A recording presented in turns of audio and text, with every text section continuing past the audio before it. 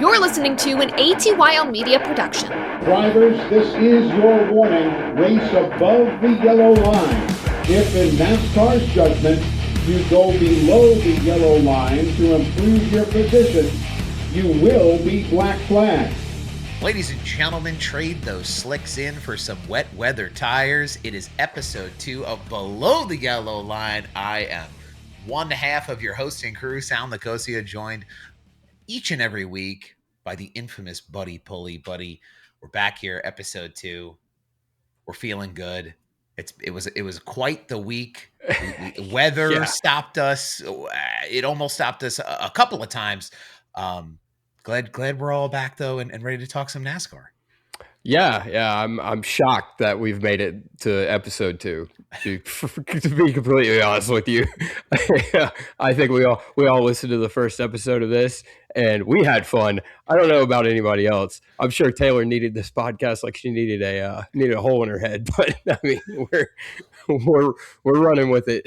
Well, we're here to take the edge off a little bit. So hopefully you guys listening enjoyed the show, our first show, which was, I guess, 2 weeks ago now. We had a sabbatical week off in the middle hard there. Yeah, we had it. We deserved some downtime from all that hard work we did. Yeah. But, I'm Buddy Pulley, by the way. I still don't think I said that. Sal and I went through this whole thing where we were like, we got to remember to like introduce ourselves, and then we promptly didn't. So we did. Continue. I promise everyone knows you're Buddy Pulley now if they didn't before. Yeah. Honestly, let's be real. Some people were wondering who the hell Sal and Buddy were. After this, they're going to know who we are. They're just going to be asking Taylor, why the hell Sal and Buddy? And that's a fair question. The why is the fair part of that question. Yeah. Oh, man. Why? Dude, I mean, before we get into the show sheet here, the weather in your neck of the woods, down in the Winston-Salem, Raleigh, Charlotte area. We're not the same. Unprecedented. Compared to, I mean, it's a good span of geography here. As a Northeast guy, you know, I cannot comprehend what a state larger than my own looks like. But you guys have had some unprecedented weather throughout the entirety of North Carolina, brother. It's definitely been something that has affected racing. But what has that been like as you've gotten ready for the Clash? And we'll get into that a little bit as we go on. It's taken years off my life, and for the wrong reasons. So, the entire state of North Carolina got like a foot to like 6 inches to a foot of snow, which is, like you said, unprecedented, except for the dry pocket that Raleigh, North Carolina is in, which is great if you like to go to work, which I hope my boss isn't watching, but I don't exactly like doing that. My plan when the Clash got moved to Monday was like, okay, we did get some snow. I'll just say the roads are bad and I'll call out on Monday.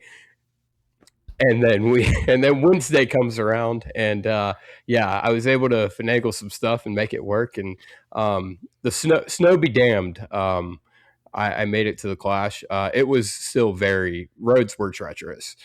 Don't let anybody fool you. Like, I've never seen them brine a racetrack before. Like, that was some crazy shit. I've never even thought about that needing to be a possibility until, what was it, like Monday or Tuesday when stuff was going out on social. But I mean, they did a wonderful job shoveling all the snow. Our sweet, sweet, handsome boy, Todd Gilliland, shoveling all the snow in between the front barrier and the safer barrier. So that's why we got that caution, was because of the weepers from all the snow. They had just dumped it behind the safer barrier. Like it was going to disappear back there. Yeah. They're dumping it in your neighbor's yard. Like, yeah.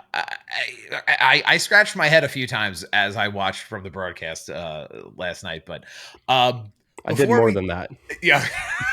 I can only imagine. I wish I could have been there to see it in person with you. But before we get into the Clash and we start going off on how we feel and what happened and the whole thing, it takes a lot to get through treacherous weather. Plow trucks, salt trucks.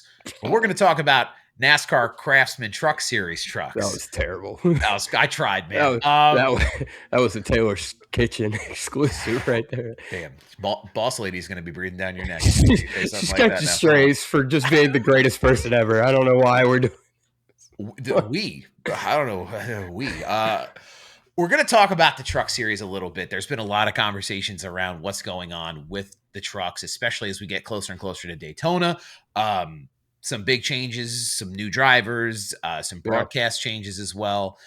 There's a lot going on, and everybody wants a piece of the trucks, it feels like. Cletus was rumored to run in the 500 in a truck for Nice, and now that's been confirmed. In the 500 in a truck. Or a 500, I'm sorry. In Daytona weekend. I'm sorry. Daytona weekend in a truck. I mean, if he did show up to the 500 in a truck, they might. I mean, it is the most Cletus thing ever. Just like a multi-class 500 exhibition. Just like an El Camino Next Gen, like just rolling up on the grid.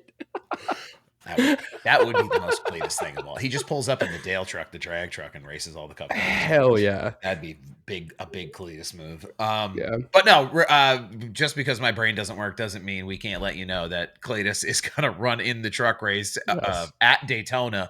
In addition to his participation in ARCA, now that's been confirmed. Buddy, I mean, Cletus has been somebody that the sport has embraced over the last couple of years. His relationship to obviously Greg Biffle and that entire team over there has been huge for the sport, and it's been a big deal for NASCAR to kind of lock arms with him. And now being in the truck series, that's a big deal. It is. I think him being in a national race is incredible. Like, I mean, to have him on the big stage, I was lagging there, so I was trying to wait for it to catch up. But to have him on a national stage, it's huge. Like it is still the third tier, but it's like, it's cool because we saw like he got 4 million views or whatever the fuck on his YouTube stream for the ARCA race that NASCAR tried to not let him have. I hope they let him stream the truck race from in the car, but I mean, because that's going to be a show and a half. Let's be real. But I mean, his goal is to race in the Daytona 500, and his goal is not to be a NASCAR driver full time. His goal is to race in the Daytona 500. He's taking steps to do so. It's going to bring eyes to the sport, and he's going to have some interesting competition. Travis Pastrana is going to be his teammate. Look, those two on the racetrack together is a concussion waiting to happen. The guy loves action sports, and I hope all the crashing and broken bones and the way that he's treated himself in the past doesn't carry over. But I mean, he's solid. I joke about that, about the concussion thing. That's a Travis Pastrana. He's had about 9 million concussions, and he'll be the first one to tell you. But no, I mean, he finished 10th in the Daytona 500 a couple of years ago. And then, they're going to race Tony Stewart as well. So, obviously that's what we had on all of our bingo cards. I couldn't have put that bet in a million years that Tony Stewart would come back and race in a truck, no less, at Daytona after all. Versus Cletus McFarland, dude, and Travis Pastrana. Tony Stewart going door to door with Cletus, out of turn 2 onto the backstretch is gonna the lore is gonna be unbelievable at Daytona this year. And and if we're playing the drinking game of chugging a beer every time there's a caution, by lap 7, I think they'll have to take me to the emergency room. So I think we're in for quite the entertainment spectacle on that truck race. As you can tell, we're both here, so we didn't play that game during the clash. I would be deceased. Buddy would be here by himself for the future of any kind of show that we would do. But I mean, it's going to be exciting. But there's a lot of other action in the truck series now too. Dario, my man. So I can't say his last name. So Dario Franchitti, three-time Indy 500 champion, famously short NASCAR career. He raced about half a season for Ganassi back in 2008 and got Gunzelman. He got absolutely T-boned, ARCA braked by Larry Gunzelman and broke his leg, ankle. I can't remember what appendage or what part of the appendage was broken there, but that was pretty much the end of his NASCAR run. And now he's back randomly. St. Pete. Everybody wants a piece of St. Pete, it seems like. That IndyCar doubleheader weekend is something that it seems like it's really easy, especially with the Fox deal, the way that it's set up with NASCAR and with IndyCar this season. There's some crossover that's going to happen, and I think it's really cool to see some of these IndyCar you know Indy 500 champions and drivers just look to have that Yeah. experience by jumping into trucks of all things. I guess it's like Well, a good point of entry for folks who want like a one time or a part time kind of deal. yeah, and I think you look at like the Ram deal, and that there's all sorts of drivers rumored to be in that All Star truck in addition to Tony Stewart, and now you look at Nice, and it's like, and then you look at Tricon. Now all the manufacturers, I'm waiting to see what Ford does. I guess I don't know. I don't know if their ticket is Frankie Muniz. I don't know, but that experiment. Good luck to them.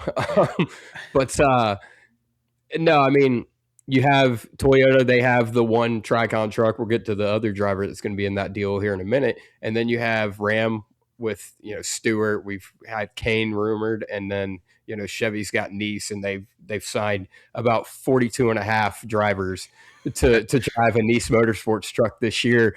And literally the only one they haven't announced is the is the first one I found out about.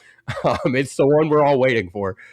At least I'm waiting for. I don't know about everybody else, but I mean, it's a good system though, where you have truck teams that have these open rides, and I feel like it's easy for these big names to come bring funding in and get out on the track and make it make sense for the team, from the team side and from the on track product side. But it's like these aren't just like Joe Schmo, Larry, Mo, and Curly showing up to run a truck. I mean, these are drivers with pedigree. We have yeah, even this is beyond Cletus, that. Travis, and Tony.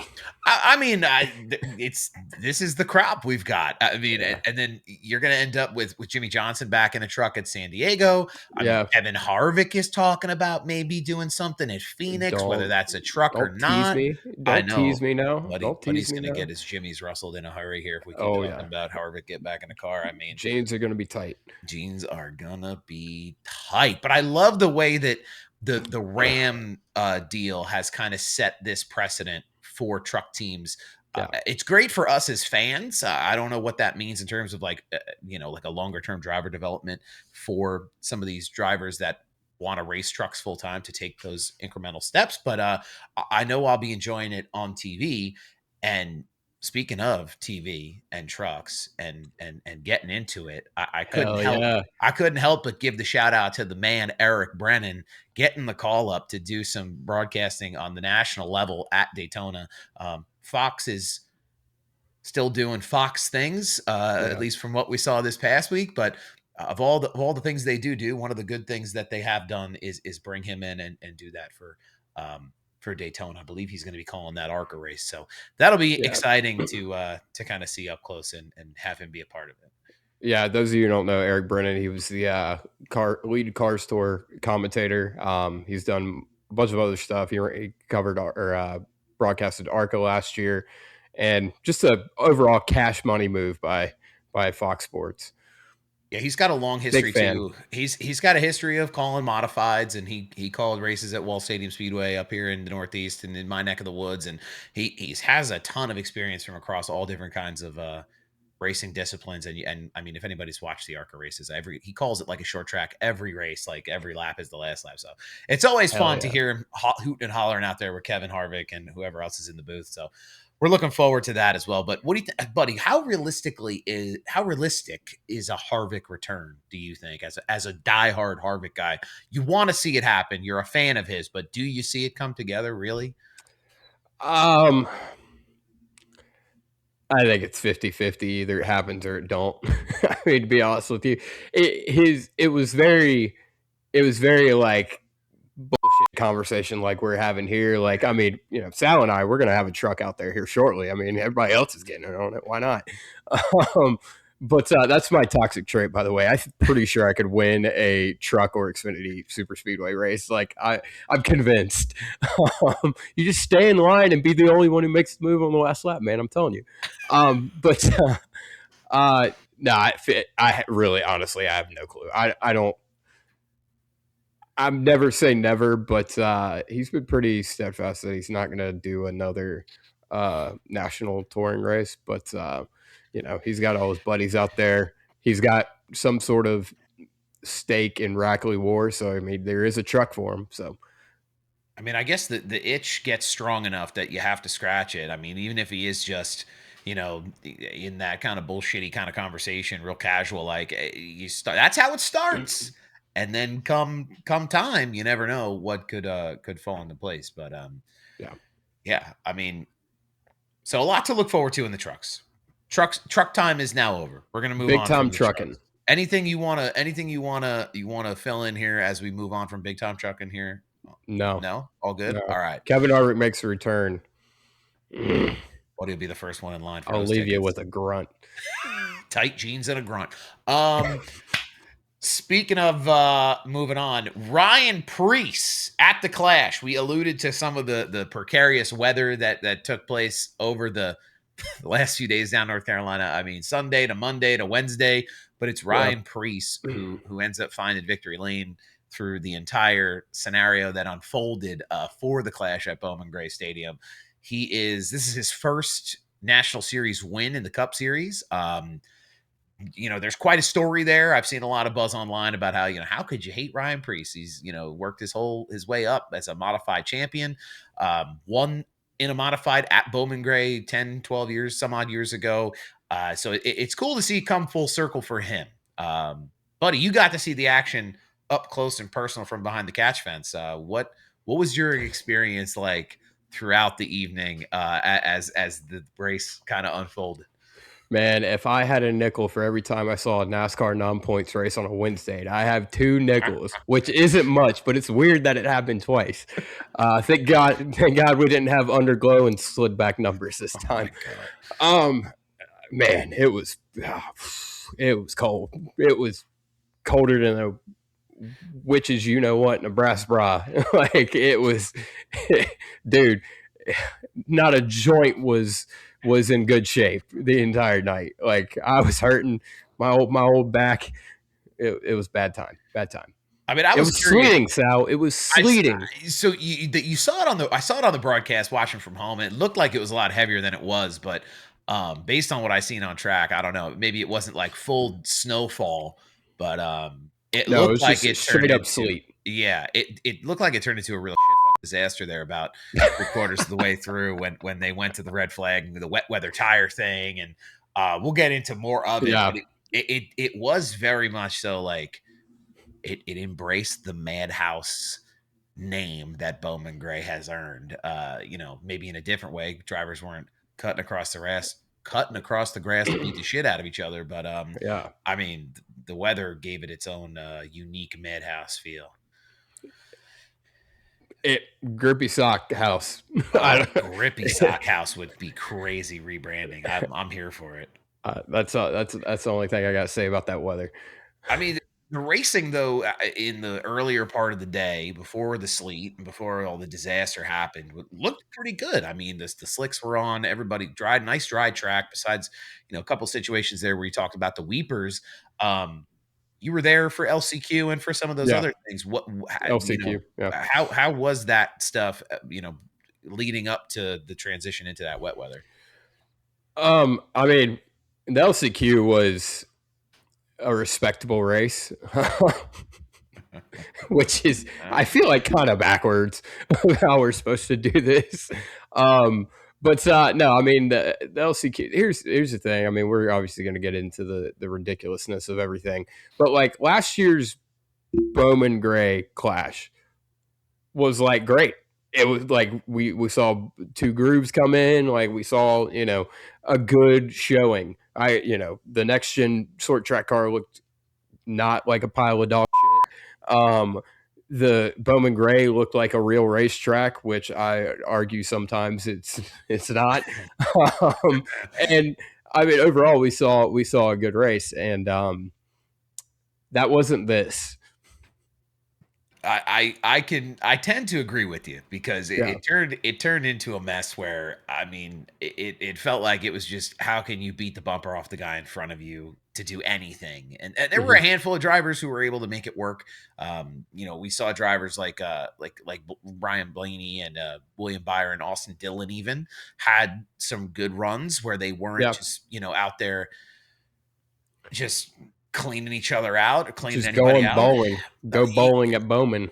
Bowling at Bowman was a Yeah. big deal. I feel like there was contact all over the place all night long. Yeah, there were some pretty egregious offenders, for sure. Yeah, I mean, we have a by the way, we have a list. We're not going to pretend like we don't. We have a list of drivers that were especially egregious. Our winner Ryan Preece was no saint out there. I watched him run over quite the modified man in him took over as soon as those wet weather modified tires driver wins at a modified track in the most modified race ever.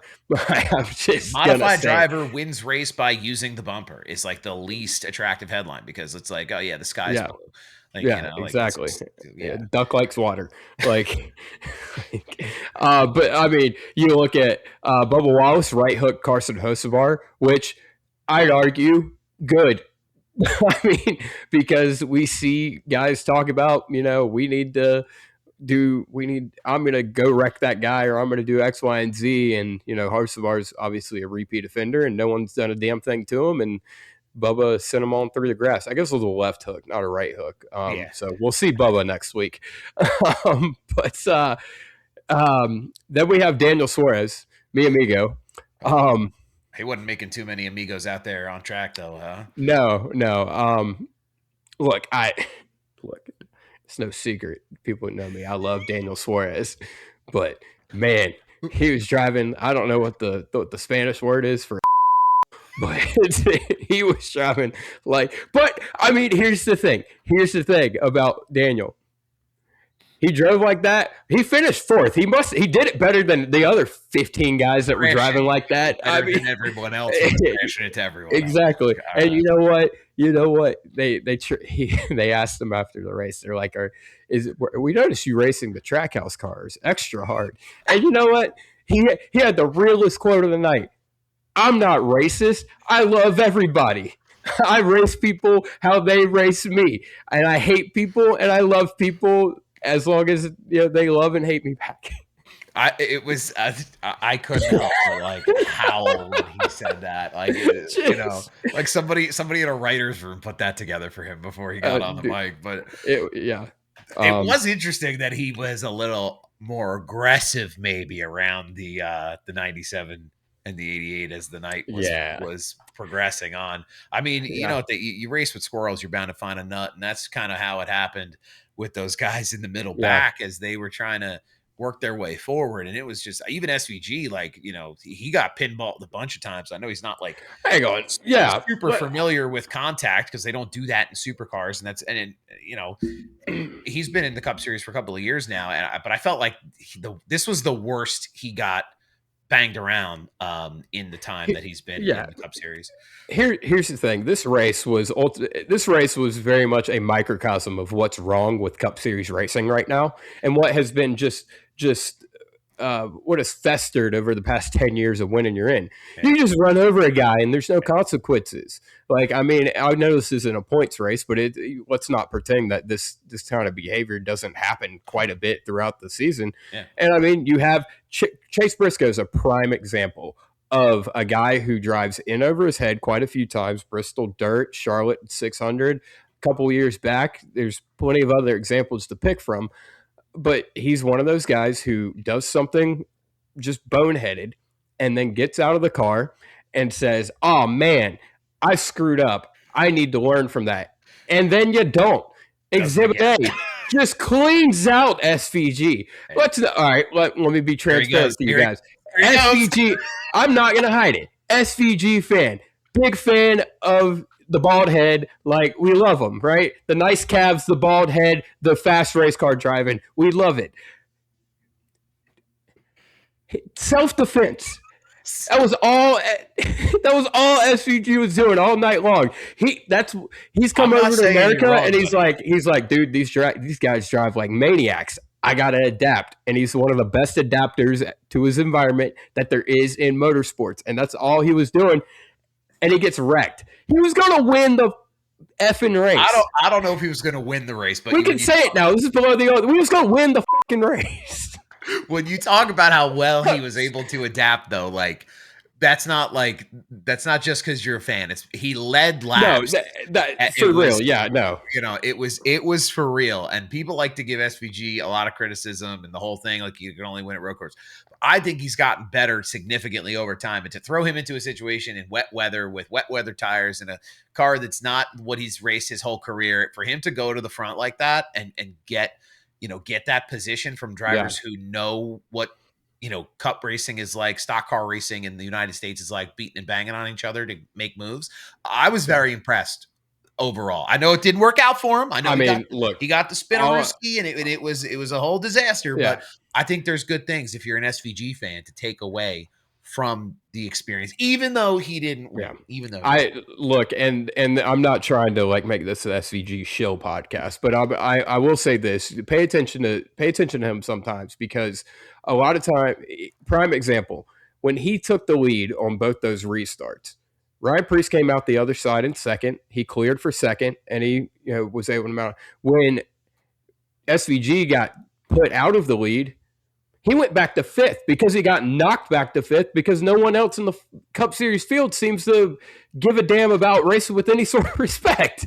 I mean, not in that race and not at that track. I mean, it was, and here's the thing, to kind of close this out for me.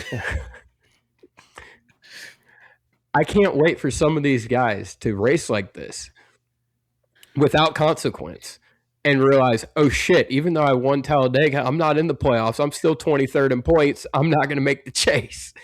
And that's a big thing. I don't think people are thinking about it that way. No, they're not. They're going to learn real quick. I mean, you used to be able to do something stupid and then, okay, it's fine. Next week I'll go out there, I'll win a race, I'll make the playoffs. But now you have to play the long game. Like Denny Hamlin talks about the deposits and withdrawal system of his on-track experience, which I think is it's the best way to kind of think about it.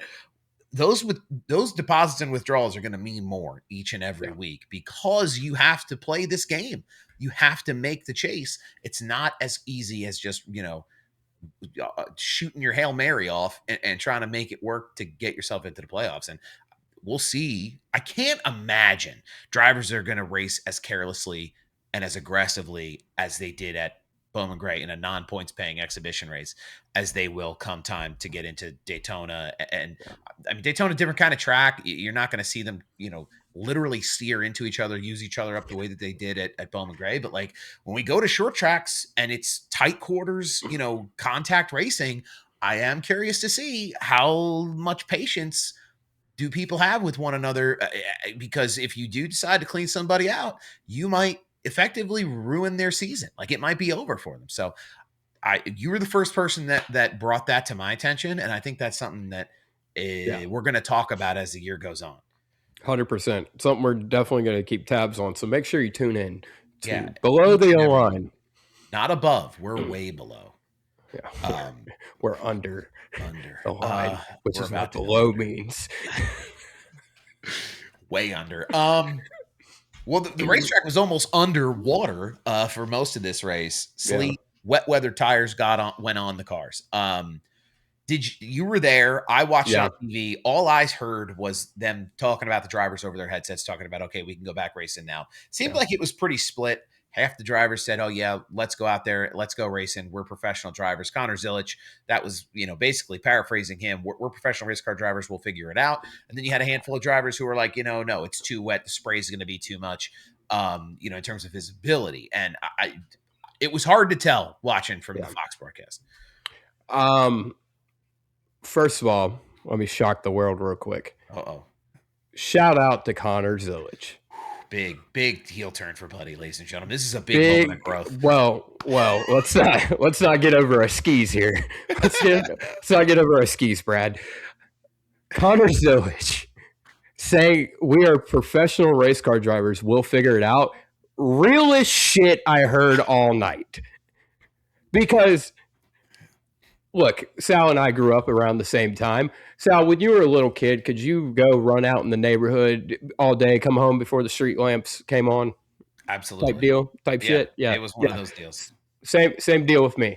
NASCAR is one of those parents where you got to wear your knee pads and your helmet, and we got to hold your hand so you can walk, so you can play in the yard.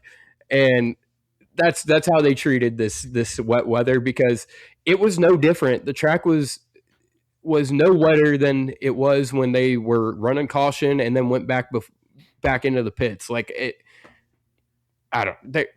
I think the bigger part of it for Yeah. me was like, I don't understand why they don't let them choose how they use the wet weather tire. Yeah. Like NASCAR says everyone comes down has to put the wet weather tire on. NASCAR says everyone has to come down and fuel. Like if you run out of gas or if you don't have the right tire on your car, that's a gamble you took. Or and put that's enough something fuel in your car. exactly. Like you see them Hendrick cars running out left and right. Like, what are we doing? What are we doing? And then even what was it late in the race? I don't even know if NASCAR saw it or if it was even true. Somebody can check me. I'm pretty sure I heard Tyler Reddick went and threw a pair of slicks back on it and went back out there to finish it. I mean, guy finished second to last, but at least he had the opportunity, whether it was a sneaky move or not, to decide what he wanted to do with the tires. But it seems like the sanctioning body has been a little bit more controlling over how they can use those things. Yeah. I mean, why have them if you're just going to tell them how to use them? It's I don't know. annoying. It's frustrating beyond hell, because we've been doing this for 3 seasons now. We've had these wet weather tires, and it's Bowman gray, dude. Yeah. Save hell's fire, light some matches, fucking duck, and see what hatches. Like, what are we doing, man? I mean, let them go. You know what? If they screw it up, it's not like you're affecting their championship bid. Let them go. Like, let's figure it out, dude. I mean, we had sleet on the ground. Drivers were, Connor Zillich wants to be Billy Badass and go for it. Let him fucking do it. And I mean, you're not wrong. I agree with you. I couldn't agree with you more. I mean, it was different. I mean, our experiences this race different. You were there. I was not. I will add in, though, Fox broadcast cutting to the Masked Singer was the craziest shit I've ever heard of in my life. Was not ideal to watch some kind of cartoonish, furry mascot person up there entertaining me on Fox. That's not for me. Maybe it's for some other people halfway through, 3/4 way through the initial race of the 2026 season. Thought they might have been able to handle that a little bit better, and I don't want to hear it. The boomers are going to come out. They're going to be out in force. You call me ageist. I don't give a damn. This is why young people want streaming exclusive through Amazon, through other broadcast partners, because they don't want to deal with this shit every single week. And it happens a lot. It happened a lot last year. We had a lot of cautions. We had a lot of long races, overtime finishes, and them jumping around from one network to the other, I guarantee you is going to be more hazardous to viewership retention than it is to just put it on a platform where they could stream it for 10 hours if they so felt like they needed to. If I may, you're correct. But if I may play devil's advocate, I don't have my NASCAR on Fox hat handy, but it was a Wednesday, and then they did give the NASCAR a 3-hour window to run a 50-mile race. I know, but it's like, it's from the I guess from the fan perspective, it is hard to. It's a tough pill to swallow that your series is back its first race. As a broadcast partner, these things can happen. The race has been delayed twice because of weather. It's a perfect storm. It's a perfect storm, honestly, for something like that to happen. Certainly that. I hope, though, that it's not. I hope that this isn't something that gets repeated as the year goes on for tracks and weather that we know happen through the schedule. And I think NASCAR took some pretty progressive steps this year to change the schedule for weather and for some other trends that may have been seen over the last couple of years. But I just hope, Fox, I think I love Mike Joy. I love Kevin Harvick. But I just don't want to see that get repeated from the production standpoint. That's all. I concur. Okay. That was my word of the day.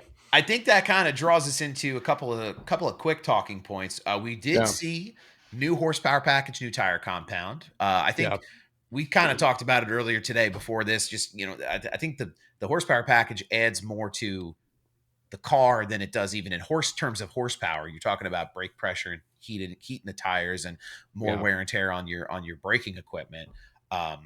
Fuel mileage was something that came in, mattered. We saw the Hendrick cars run out, couldn't get to pit road. That was fun. Dude, hang on. Race. Hang on. It's crazy. Hang on. Larry Mack has the famous quote of, "I was about to have me a come apart. I had me a full on come apart." when Kyle Larson and Chase Elliott ran out of gas. This is the premier team of NASCAR, the tippity top of the mountain. Well, and Byron also ran out of gas. They were all the same strategy. They got good communication. How is that not like a? Why are we all not filling up the same amount of fuel? I feel like I feel like that's a tech thing. I feel like that should be a thing. I don't know. Makes sense to me. Crazy work. But even if it's not,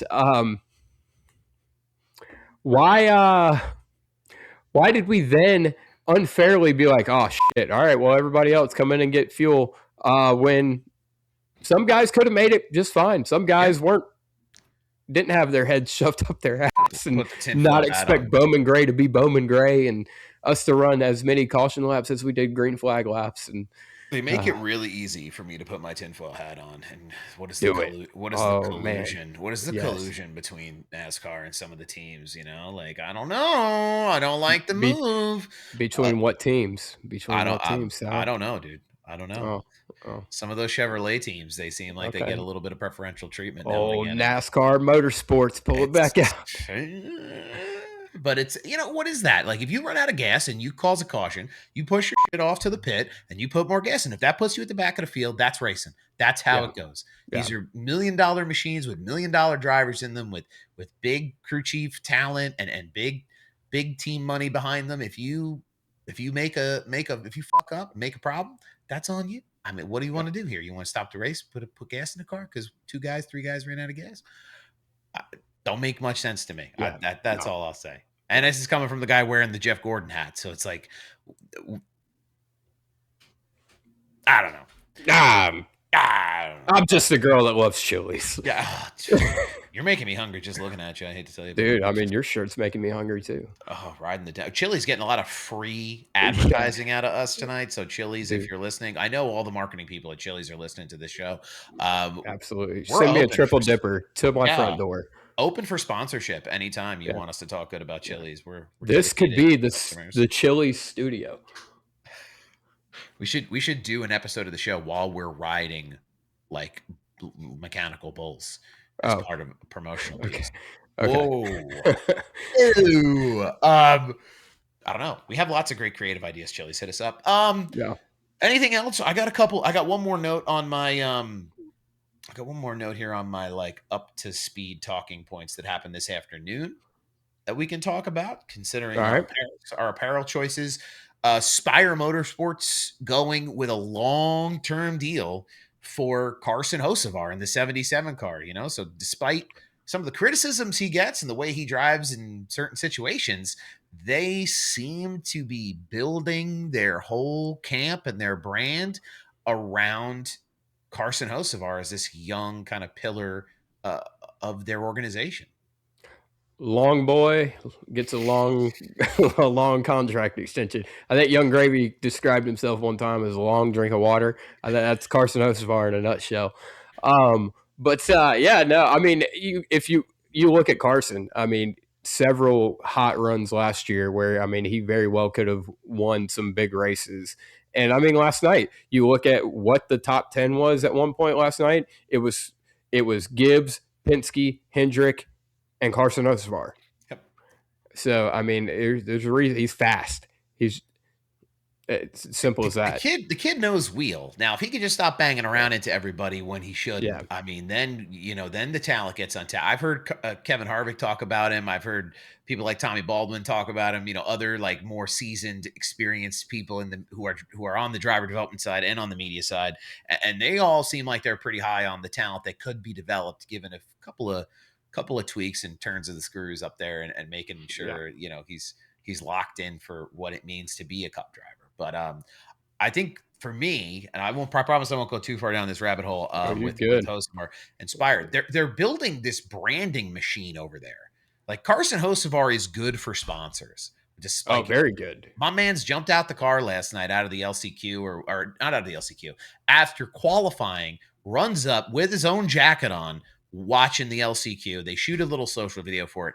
That's great visibility for sponsors. That's great visibility for team. It just seems like other drivers aren't doing some of that, which it seems like a pretty easy win from a marketing perspective. And why they don't do it is beyond me. I don't need to know. But the things that hosts of our does, Inspire does, seem to really be appealing. They locked up Chili's as a long-term sponsor as well. There's a lot of good things happening over there in that 77 camp and for Spire in terms of like the deals they're putting together. And Sal, you're boring us to death with your marketing talk. Without the names on the sides of the car, without the sponsors, there is no racing. So actually, hang on. This reminds me. I was going to ask you about this on the phone, but I'll ask it to you here live on the show. Big marketing guy. Explain to people who maybe just don't think too much into it, or just, maybe don't understand. Ryan Preece obviously won last night in a Coca-Cola car. It's ask me something I won't want to answer. Go ahead. Well, so obviously sponsored by Kroger, but Coca-Cola was on the car. Explain how that whole deal works. I mean, well, there's two parts of this. Okay. The first part is Kroger's really get into it, dude. Nerd out. The way that I understand it is that, Kroger is the primary sponsor there. And through that primary sponsorship, they're going to promote products that they sell at their locations like Coca-Cola.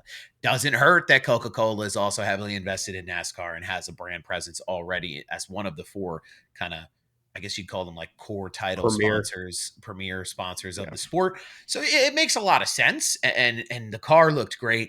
And that's kind of how that works. That's why we've seen the Cinnamon Toast Crunch car. That's why we've seen, we had a cherry Coke car last year. Yeah. RFK is able to kind of get creative with some of the interesting different like food brand things that they do because it comes through Kroger, and Kroger is an authorized reseller or a vendor of the brands are vendors of Kroger, vice versa. So everybody's kind of having a nice little happy marriage over there. The part of it that I think people are fucked up on, and I'm fucked up on, and I hate for everyone involved, is you will never, ever get a Ryan Preece Clash diecast, winning diecast. You will not get it, because part of those deals that they put together is licensing and exclusivity deals that work out on the back end, on the business. And it does not appear that Lionel has any kind of contract with Coca-Cola to be able to print that logo on the side of a race car. So unless there's some very creative artists out there that are going to do one-off versions of these cars, you will never get a run of Preece Clash diecast cars, which is annoying to me, because it seems like a no fucking brainer for them to make some cash and have everybody be excited about it. But it just, that's part of the marketing world, and the big wheel keeps turning and the checks keep getting cashed. So does that answer the question? Did I nerd out hard enough? The tape was on the glasses. I'm with it. The tape was on the glasses. But that is kind of the deal with the Clash. Do you think they'll go back to Bowman Gray, buddy? There's two questions here. Do I think they'll go back, and do I want them to go back? I've heard a lot of suggestions thrown out there. I think they will go back a third year. I think NASCAR, though, has bigger plans for this Clash. I don't know how far down the road, or if they're still wanting this. I know Brazil was thrown out there at one point for the Clash. Everybody wants it to go back to Daytona, which there's a reason why we left Daytona. There's a reason why the 2020 Busch Clash was called the 2020 Busch Crash, because we wrecked everybody, and that's just kind of what we did. I heard suggestions thrown out, let's make it shorter, and let's make it, that way they don't have a pit stop and they can't ride. And I get that. But ultimately, we had a once-in-a-generation snowstorm. But, of course, NASCAR fans are going to find a way to bitch about it. And, I mean, that's all of us. We all bitch about things that we shouldn't be bitching about. I think it will come back, but Bowman Gray, I think, should have a fixture on the schedule, whether it's the All-Star race or the Clash or in a rotation. I don't know. That's a very non-answer, but it should, I'm going to be frank with you. I don't know. Do you see them ever giving this track a points pair? No, I absolutely hope not, and they shouldn't. Okay, because I hope that that's never the case, because I don't No. think this really showcases what these cars and what these drivers are really capable of. And while it is a ton of fun for fans at home and at the racetrack and entertaining, it does feel a little bit like a spectacle. And we saw some of that, feedback from some of the folks in the industry. Jeremy Mayfield shot a post up late last night that I can't help but kind of talk about. The team spend tens of millions of dollars on engineering, wind tunnel time, and elite technology, and then we take the top tier of racing and put them in a stadium to crawl around at 70 miles an hour in the sleet and rain. It didn't look like the best drivers in the world. It looked like guys who have no clue how to drive, sliding around in slow motion. When I was out there, the goal was to showcase speed and horsepower. Now we're starting the season with $1 million bumper cars in a parking lot. It makes the elite level of our sport look amateur. Is this really how we want to kick off a season, by throwing away all the engineering for just a spectacle? So Jeremy Mayfield throwing his 2 cents in here. I think he's on to something, but again, I felt like as an entertainment product, there was a lot to look at last night at the Clash. I guess some people were stimulated. I did not. Like I said before, I mean, if you like Smashy Crashy, you got the best. You got the best. I didn't show enjoy out there. it. I didn't enjoy it. I think for the All-Star race, I mean, it wouldn't be any different than this. But I mean, if you want to keep Bowman Gray around, because I mean, here's the thing. There were a lot of circumstances that led to us getting the race we got. But I think, like, I've heard it be thrown around that this race should be the All-Star race. I think that's perfect. If you want to put that the week before the 600, it's right there close to home. It's the environment at Bowman Gray. I'm Bowman Gray's number one hater sometimes. But I can't lie. The environment in that place is something special, and I appreciate the history of that place a lot. But I don't know what to do with the Clash, if I'm being completely honest. I really don't. I've almost warmed up to the idea of bringing it back to Daytona, but then again, I can't stand this product of super speedway racing we have. So I don't know. I feel like there's a happy medium. I mean, Ryan Preece in his interview, half jokingly, they asked him where he would put the Clash, and he said New Smyrna, which, he's a modified guy. He's got to go there this week anyway to run in the World Series asphalt. So, but it kind of makes sense because it's on its way to Daytona from a logistics standpoint. But for me personally, I'd like to see them do like a rotating Clash schedule every year and kind of visit some different tracks and let it be a true exhibition of the sport. Whether that means new racetracks or racetracks revisiting racetracks that they haven't been to. Northeast, loyalist up here, would it be cool? I mean, I don't know how much the weather would play a part, but probably not much different than what we saw this week. I'm sure with how cold it was in North Carolina, they're eager to push the Clash in the end of January to wherever in Hoboken you are. Like, I'd love to see them do a race in Hoboken. That'd be crazy work. But the point I'm making though is try to go into some markets that you traditionally haven't been in. They tried to do it with LA, but put it on a rotating schedule where you can get people excited over the course of a couple of years and do something different. But shout out to Ryan Preece for dropping an F-bomb in his interview. We love that. Hell yeah, brother. Big fan, dude. The story there is so emotional. I feel like it wouldn't have had the interview had a bigger impact because the F-bombs were flying, yeah, 100%. I mean, I ever win a cup race, you best believe.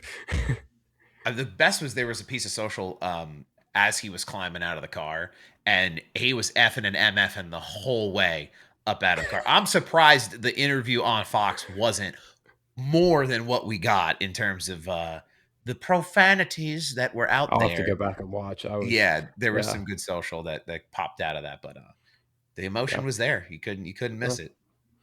That being said, we've got your emotions, the listeners, the audience, ready to roll, buddy. before we do that, you got anything else left to wrap up here on the Clash before we move on to voicemails? Not a fucking thing.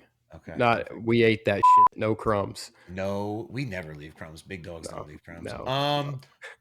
Let me pull it up. We're gonna see if we can do it a little better than last week. Okay. Well, hey there. This is Miss Loretta, and I'm calling about that Bowman Gray race from last night. Now, I love a good race, but mercy me, the wrecks and the language. That Daniel Swore dress fella and Ryan Preece were talking like they forgot their mamas was listening.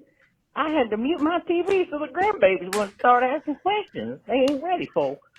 And all the wrecking, I've seen Jimmy Joe down at third track race cleaner in a baby trying this that than what I saw last night. Now look here, y'all can race hard without running your mouth and running into everyone. Clean it up. I'll come down there and stick a piece of bar soap in y'all's potholes. All right now, bless your hearts, Miss Loretta. And that was it's our one and only listener call this week, but it was a good one. Chat, I'm confused. I'm so. You know what? Yeah, sure. Yeah. We encourage you to call into the hotline anytime. Absolutely. Please call in. You can go toe to toe with Miss Loretta if you use some profanity for all of this. I'm glad we're having fun with it because it is funny to listen to these and just I don't know. It's a good time. What's that? I have no fucking idea. It's something else. I don't know. Miss Loretta does not like profanity, and do you have a granddaughter? Her grandbaby should not be exposed to this kind of language on national television. So, what did she call Suarez? I don't even know, dude. Daniel Suarez, something like that. Oh man! All right. Yeah, they get. I would follow that one up. If you have something to say to Miss Loretta and you'd like to clap back at her, feel free to drop us a line. Leave us a voicemail. 336-560-2895 is the number. We post when the line is open, but truly it is always open. It is always open. We're all ears to hear whatever you have to say. All the time. We want to hear what you have to say, whatever day or time or state of mind you may be in, the looser the better. But that is our call for the week. Hopefully Miss Loretta can get her grandbabies all God bless her. Raised up the right way, and they don't fall into the pitfalls of the bar of soap or whatever sinful world we live in here in the year of our Lord 2025. Speaking of sinful, the AI slop that we have dug out of the trenches this week, Buddy has one locked and loaded. He hasn't even told me what it is. I'm here for it. We got us a good one this week, boys. So this comes from Max Speed NASCAR. 5 minutes ago. Sure. Kyle Busch caused a stir on social media when he claimed that Ryan Preece's recent victory at Daytona, by the way, was due to luck and cheating.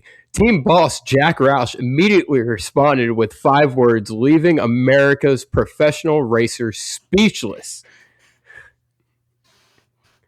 Excuse me one moment while I pull up Jack Roush's 5 words. Yeah, what are the 5 words? I'll tell you what, these AI people are just such dirt versions. It's unbelievable. Get on the track and prove it. Wow. That's not 5 words, by the way. That's more than 5 words. Very hard on the track and prove it. That's 7 words. Yeah. So big strong talk coming from Jack Roush. Kyle Busch, Kyle Busch does seems to not social media, but that's not one of them. Yeah. Congrats on Ryan Preece, though. I mean, you won Bowman Gray and Daytona. I mean, last night This time last night, you hadn't won a cup race at all. Now you've won you two. got two under the belt. Two for the price of one. Fuck yeah.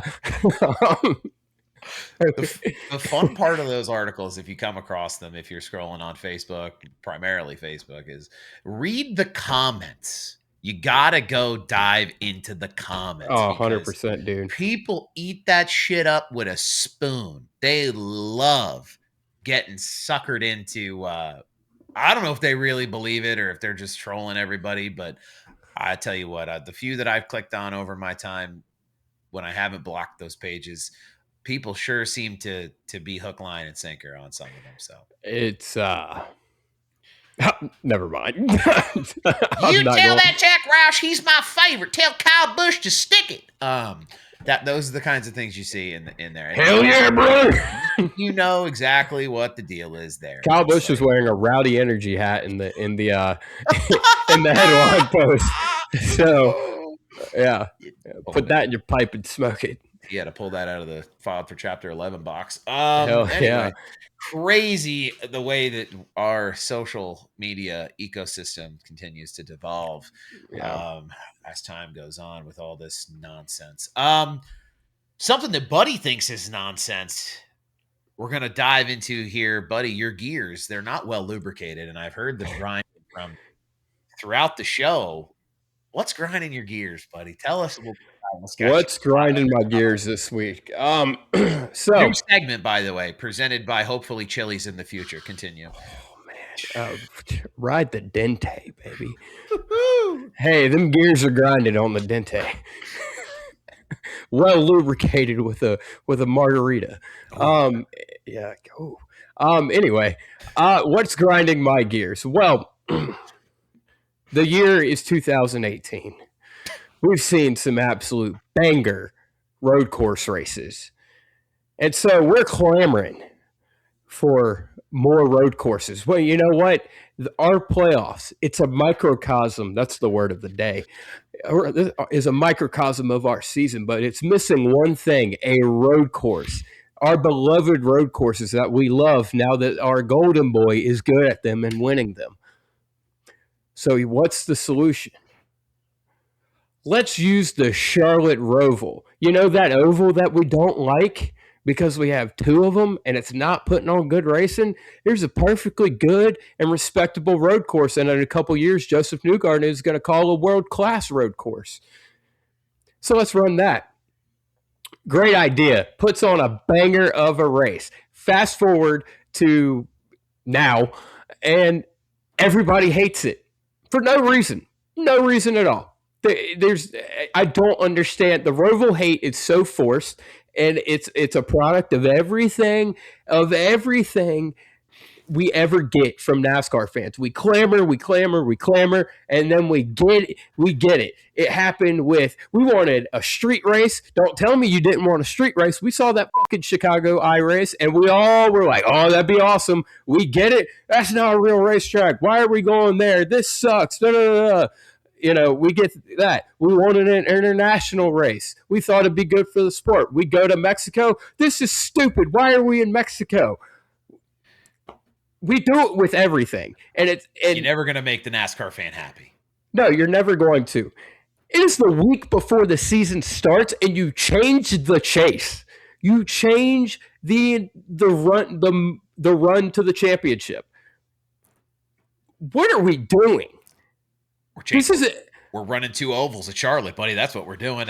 Yeah, and that's the thing. It's the same people that are the same people that clamored for a street race and an international race and then went and bitched about it. Same people that are clamoring for the Clash to go back to Daytona after we bitched and moaned to get it taken away from Daytona are the same people that are saying we only need one race at each racetrack, but now we want the Charlotte Oval back so we can have 1,000 miles of Charlotte racing per year. This is fucking stupid, dude. Is it because our who we claim is NASCAR's most popular driver isn't good on road courses anymore? Who knows? The bottom line, we want something so bad, and then we get it, and then we don't want it anymore. NASCAR fans, fix your avoidant attachment. and rant. I rest my case. I will only play devil's advocate to one point, and I agree with just about every single thing that you've just said. I do think fans clamored for road course racing. I think they got what they asked for, and I think we've had some great racing at the Roval. Traditionally, I have always been an ovals first kind of racing fan, but I did enjoy, especially the last Roval we ran where they made that adjustment. What was that? The Yeah. turn 7, whatever the number of the turn was, but that really anteed up what happened, and then the story with Tyler Reddick making the next round because of the way that track is set up. And let's appreciate it was very exciting, and it was very entertaining. But I will play devil's advocate and say that, you know, in the 2018 and in the years following it, in that Gen 6 car, we saw good racing, but I don't know that is it the car that doesn't make. We saw great racing this year. Kyle Larson, Chris Rebell, and SEG put on a hell of a show. But what about? I think the issue of why they changed it is because nobody else is putting on a show with them, and I think your boy. You need more than 3 drivers fighting it out, putting on a show. I think your boy SVG ruined it for everybody because he's beating the brakes off of everybody, and they're like, we want to claim we're the greatest race car drivers in the world, but we want to denounce when a world class racing driver comes over here, and we're like, fuck, this dude's good. We gotta not let him be good. That seems to be the plot right now. The tinfoil hat goes on. Are we preoccupied? Like, this is stupid. I mean, what would the PR look like? Shane Van Gisbergen, NASCAR Cup Series champion. You know, that'd be crazy. That's a world we could be living in. I'm here for it. I'm down for it. But there's a lot of people I don't think that are. The PR. Fuck you. What the hell? I mean, the PR. Really? If a dude comes, he's gonna have to do more than win 5 fucking road courses now. Hell, he needed to do that last year. Like, I don't know. I love Charlotte, the Oval. I love the Coke 6 crown jewel event. I think the more racing we can have on an oval like Charlotte, the better. But it's a shame that it came at the cost of the Roval. It's going to be that's my position on it. It's going to be a glorified aero blocking 550 race. That's the thing that's tough. The car is a brick. It's a brick on wheels at some of these tracks. Yep. And we've seen it, and there's been little to no adjustment to the Gen 7 car. And I promise those listening who've listened to things that I've said in the past, I promise I'm not going to turn every one of these episodes into just a giant shit talk session on the next gen car. I promise I'm not going to do it. Every week. Frequently, perhaps, not every week. But this car is just not going to perform as well as you want it to. The way I'm sitting here looking up at my 78 Tracker Boats, Martin Truex Jr. Coke 600 win car. You'll never see races like that again in this car. You'll never see historic ass whippings or 3 wide, 2 wide finishes at Charlotte. I don't know. I just don't feel like it's going to happen. The aero blocking is such a big deal. I mean, Kyle Larson. Oh, at Charlotte. Okay. At Charlotte. No. I'm not talking about everywhere else. No. Let me back up. Okay. If I'm confusing you, maybe I'm confusing other people. That is not what I'm saying. I was eager to the punch. I'd never known you to be any other way, buddy. Thank you very much. Is that something that's fair to say, you think? Or I think it's Charlotte? Fair. I think it's fair. The car sucks. The mile and a half racing is completely overrated. That's not saying it all sucks. We've seen good races there at some mile and a halves, races that I enjoy, but we also see some stinkers. The spirit of the Roval will live on. That's all. That's what I gotta leave you with. Okay. All right, buddy. You better be telling me the truth, because if you think I'm fucking acting a fool, you feel free to call me out anytime. Okay. All right. I will. Definitely will. I know you will. What do we have next? Daytona 500. We're gonna take a week. We're gonna take a week sabbatical. We're gonna after this very difficult, taxing podcast that we do. We're gonna need another week off between the next now and the next episode. That game they play with the ball and the lines on the grass They're going to do their thing this Sunday. And then we're going to have to wait until the next weekend to get things rolling the way it really matters down at Daytona. A lot of drivers in a lot of different series. We're going to focus on the Cub series for this next part. This past week, we talked a little bit about, I'm getting ahead of myself. We talked a little bit about who we thought was going to finish last, the bold take of who's last. I had Ty Gibbs. Yep. Ultimately, he finishes 14th. Who'd you have, buddy?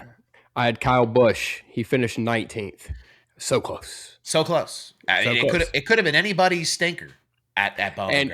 And you know, we sent it to council because both of our drivers made the race. We sent it to council and we're like, hey, is it the Clash or is it the overall LCQ and everything?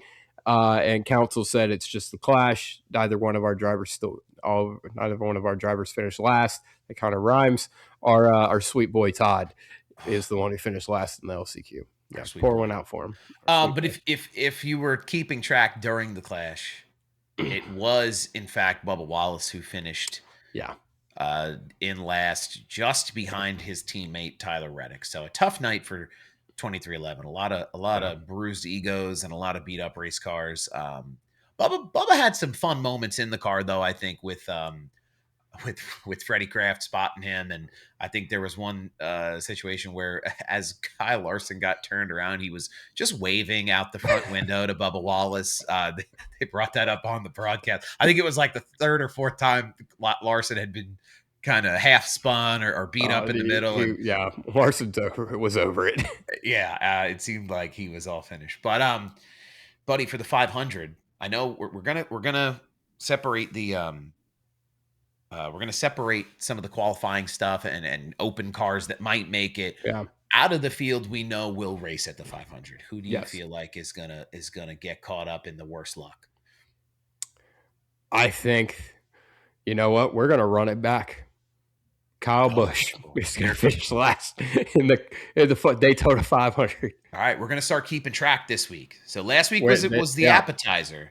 This week we're going to keep track. This is for real money. We're going to score. We're going to keep score. Whose line is it anyway? Where the points don't matter. The whole game is made up and the points don't matter. I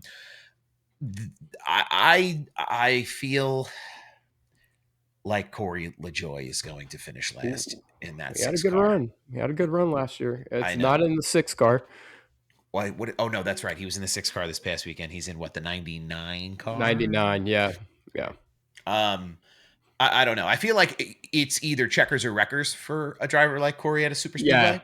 And that's the only reason that I think we did say we wanted to use logic and reason to pick these things, not just because of our personal feelings about any of these drivers. I think, Corey LaJoie is someone who, if he's not winning this race, he's wrecking out to try to win it. And I think that's a compliment. I mean that in a complimentary way. I think he's a late bloomer. I think he's a stage 3 crasher. I think Kyle Busch, I think he's coming to the flag in stage 1. Some kerfufflery. So who else? Kerfufflery. Kerfufflery. Yeah, that's a word. They could use that for word of the day. Word of the day. Take that one, Kevin. But I think he'll succumb to some end of stage 1 kerfufflery. Okay. Yeah. All right. I like the feeling there. I think there's some good opportunities throughout this year. I'm sure we'll have to dive into it. We're going from smashy crashy Bowman Gray to smashy crashy Daytona. So as the tracks get a little more technical, I think there'll be some fun opportunities for us to kind of dive more into the why side of these picks. Yeah. Well, I guess this kind of begins the Italian goodbye, where you start to end the show and then continue on for another 45 minutes. Hopefully that is not the case. I figure we take this moment as part of the show. Do you have any cool stories, buddy, from being at the track this past weekend? Is there anything you saw or anything that happened while you were there that is worth sharing with the audience? Or I almost got stuck in the parking lot leaving because the entire parking lot was snowed over. You guys don't seem to deal with that snow too good. No, we suck at it. We're bad at it. Very bad at it. Not a plow truck for a mile around. No, It feels we haven't seen a plow truck since the 80s. Like, dude, it was horrible. So yeah, I always got stuck in the parking lot. I was wearing about 4 layers, top and bottom, froze my dick off. The beer was $13, absurd. And I didn't even finish it, and I'll leave it at that. Yeah. So overall, I'll rate this a B. okay. A B, I don't know if that's what you were looking for, but I wasn't looking for anything in particular. I had lots of pre-race beers with the boy. Oh, here we go. All right. So we did use our big boy brains, and by we I mean the boys I was tailgating Big boy with. brains. Print that on a T-shirt, ladies and gentlemen. Go ahead. That's right. Shout out to James Pike. Got to tailgate with him and my buddy Rentz over at Short Track Scene, and our boy Steve. Steve brought soup, and as a man of culture, I was drinking that soup out of a red Solo cup. And as we're walking into the track, it's no open containers, especially no alcohol. And as I'm walking into the track, we go through the metal detector, and they're like, "Put your bags down so we could check them." I'm like, "Okay," and I'm carrying my cup of soup, and I saw 3 of the security officers lock eyes on my soup.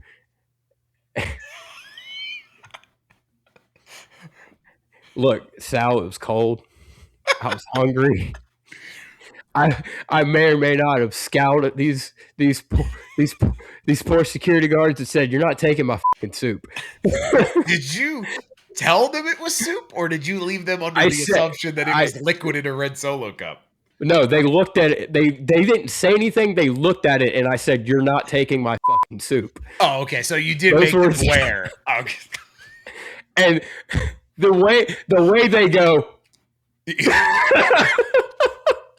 way they just put their hands up, they're like, "I ain't touching man's soup." That's how they can respect the big boy brain move of bringing this soup in. I love that. Yeah. No, if I may,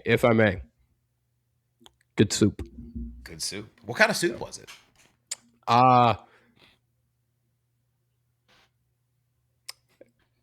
Not a clue.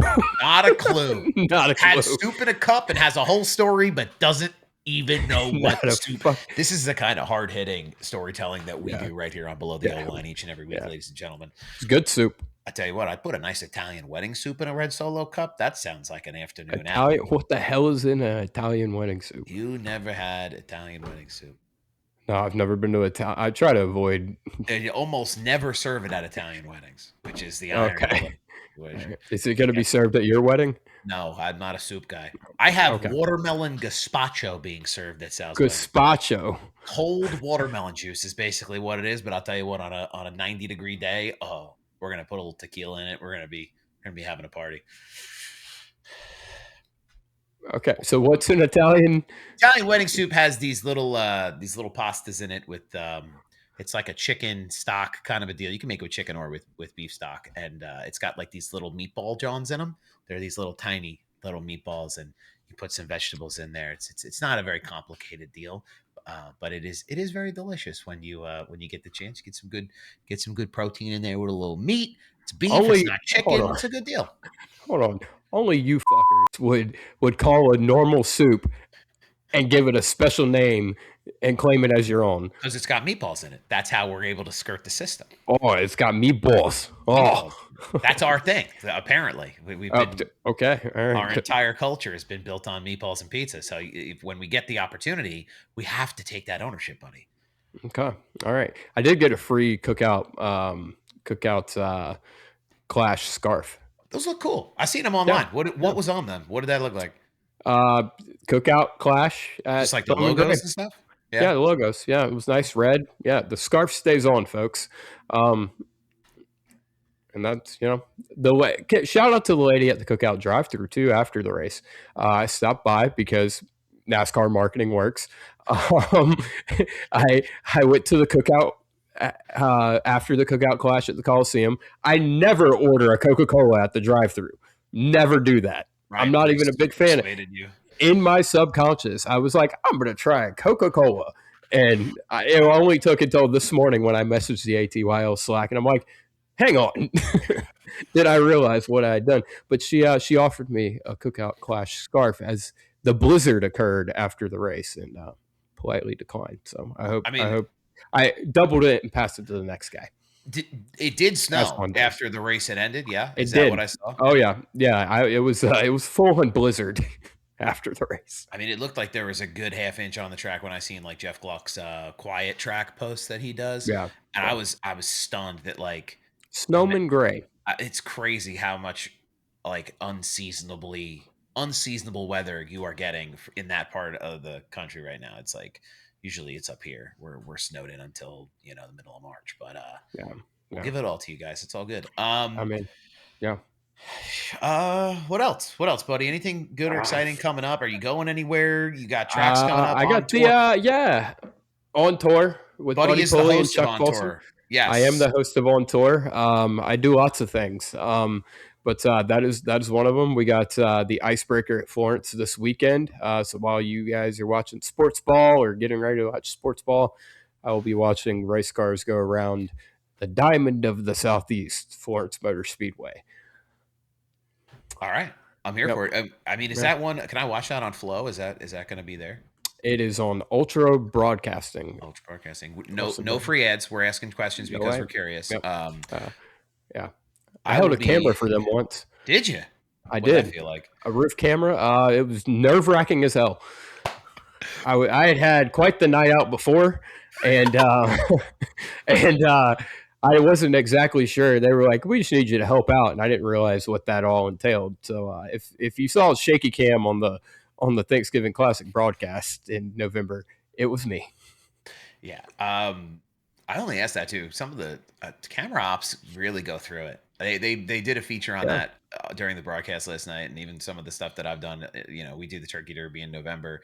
Like these dudes are standing up there in the bitter, freezing, wet cold. So just quick round of applause for all the camera ops out there and people out there in the field. You. I appreciate that. I've done it once, and I'll take all the praise. Take all the praise. I won't be at anything fun or cool or exciting, I don't believe, until the end of February. Indoor Dirt Nationals at Trenton. Hold on. You were somewhere this past weekend. Oh, that's right. I was at the indoor racing, one of the indoor racing features we had for I'm going to say this word, okay?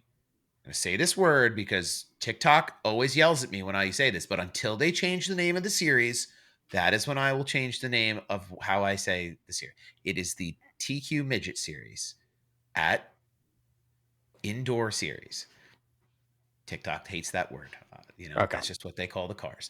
I really had you going there for a second, didn't I? I was so scared. No.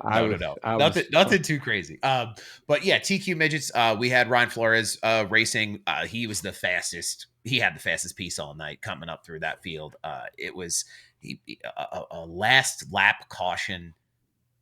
The timing of it being called probably put him. Well, not probably, is absolutely the reason he didn't win that race. They should have went back and run one more lap, but they chose not to. I've never seen Ryan Flores get as hot as I seen him from the stands. He was trying to climb up the stairs to the race director, shouting and hooting and hollering. He threw his hat on the ground the whole ring. So he was fired up, but it was I believe it was Trevor Catalano, one of the that's a fucking name. One of the many Catalanos that run up here in TQs and in modifieds. That guy had Italian wedding soup. He might have invented Italian wedding soup. Oh, okay. Yeah. In the indoor tracks, where the beer prices like? What did I pay for beer? I paid $15 for a beer. A tall boy Michelob Ultra was $15. Michelob Ultra. There were not a ton of wonderful, inspiring options. Unfortunately, it was like that and like a. Who was that guy flipping his dick off? Who? The guy. Didn't somebody flip? Oh, Andy Jankowiak. Andy Jankowiak. Do you not know Andy J? I do know Angie J. Andy J. Andy J went for a ride All right. in that car. All right. He saw God. He Guess didn't not a see the checkered checkered flag. flag. Okay. I was just stunned that they were able to even get that thing back out there. I think that was like the loudest roar from the crowd, even outside of the winner.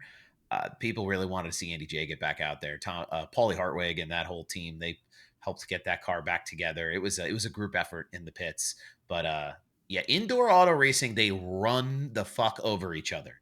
It looks very similar to what we saw at Bowman Gray, except it's inside of a little tiny hockey rink sized track. I don't know if any. The venue Boardwalk Hall. Literally, they used to have I believe it was an ECHL hockey franchise down there, and that when they eventually went out of business, like everything else in Atlantic City, they used it more so primarily for the Atlantic City, where everything goes to die. It's where your dreams go to die. It's where your wallet goes to die. It's where you might go to die if you go in the wrong part of Atlantic City. I'm allowed to say that as someone who's lived 20 minutes from Atlantic City his whole life. But yeah, a lot of fun to be at Boardwalk Hall, and hopefully there'll be some good stuff in Trenton. A lot of the local tracks here are starting to fire up, but we'll get going. That's my Italian goodbye rant as we get ready for you next. New Englanders, man, y'all like to go on about your weird racing. You got to come experience it. I think you'd have a lot of fun with it. We saw champ carts. We saw they took some little tiny little dirt modified looking cars and put indoor tires on them and ran those. They'll run anything. All right, Let's get us a car out there. You know what's funny is, not that I have the bread to break up, but I was looking at like champ carts. They put roll cages on champ carts and they run them at that indoor race with little lawnmower engines. I'm ready to be a piss missile, dude, if I ever get one of them. Dude, we could afford a lawnmower. We get a lawnmower for a lawnmower race. Don't they do those go-kart races down your way on dirt at the Millbridge? At Millbridge? Did they do those? No, I'm talking about an actual lawnmower race. If there was a place I knew that I could go to race lawnmowers like more than once in my life, I did that on Duck Dynasty that one time. I mean, if we can get hooked up with the Duck Dynasty team, we'll be real quick. Yeah. I mean, we'll paint one up all black and yellow, make it look nice. Oh, it'll be the nicest damn Husqvarna out there, dude. Like the cut it'll be the Husqvarnas versus the Cub Cadets versus the John Deeres. Those will be yeah. Shout out to Coyote. The what? Coyote. What is that? I think it's a lawnmower brand. No, it's a tractor brand. I'm an idiot. Coyote? Kubota? No, Coyote. It's a thing, yeah. Okay. Shut this bitch down. All right. Well, that is going to wrap it up. We're way past expiration date here. Thank you all for tuning in. You can find us. I didn't mention this last week because I'm a big dumb stupid idiot. You can come find where we live. Our addresses are in our social bios. You can find us online at the Buddy Pulley. For my better half here on the show, Buddy. And you can find myself, Sly Job Sal, on Instagram, TikTok. Buddy, you're on Instagram? I'm everywhere. TikTok, I'm Facebook, living everywhere. in your radio everywhere. Hit me up on LinkedIn, man. Slide in my LinkedIn DM. Buddy's got a big link. We're cooking on Buddy's LinkedIn so hard right now. It's going to be hotter than Italian wedding soup when we're done. That's going to wrap it up for us, ladies and gentlemen. Thank you for tuning in. Hopefully you enjoyed it as much as we did. Daytona 500, February 15th. We will see you post Daytona 500. Enjoy your ball throwy sports on Sunday. And until then, we will catch you after Daytona.